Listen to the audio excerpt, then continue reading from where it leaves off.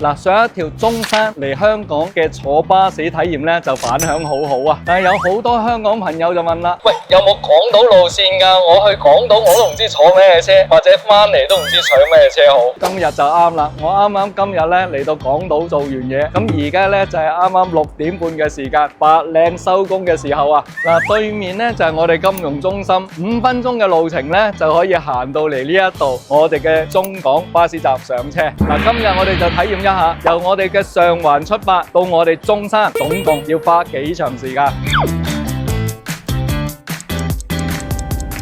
哇！真係估唔到啊，45分鐘就已經由上環嚟到我哋嘅深圳灣口岸啦！哇！今日有一個過關新體驗啊！我哋喺香港關不嬲都可以用 E 通道，就唔使攞證件啦。嚟到大陸關咧，而家都唔需要用回鄉證㗎，人面識別就已經可以過到關，真係相當方便。嗱，今次我係坐呢個港島線由上環嚟深圳灣，先花咗50分鐘。咁我買嘅咧就係榮里巴士嘅直通巴票。咁喺網上買咧單程嘅咧由中山去香港咧就110蚊，來回票咧咁就係200蚊。我覺得呢個價錢就相當抵坐嘅。而家大灣區1小時生活圈咧，真係將我哋成個大灣區距離都拉近。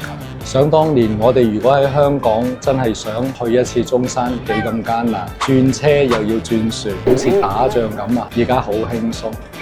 哇！落車啊！你而家先至8點55分。嗱，我而家落車嘅站點咧就係中山嘅港口上城世紀公園。嗱，今日朝頭早咧我都喺呢度上車嘅。咁呢一度個停車位咧就綽綽有餘。咁啊上車落車咧都好方便。講翻由港島火車到我哋中山呢程車嘅時間，大概個車程咧就花咗1個小時50分鐘，就20幾分鐘就係過關嘅時間。所以而家真係叫做兩地生活好方便。咁我就幫大家做足功課㗎啦。咁喺中山咧上車嘅地方咧就有6個站點，到時會放喺屏幕上面，所以有需要嘅大家記得 mark 低啦。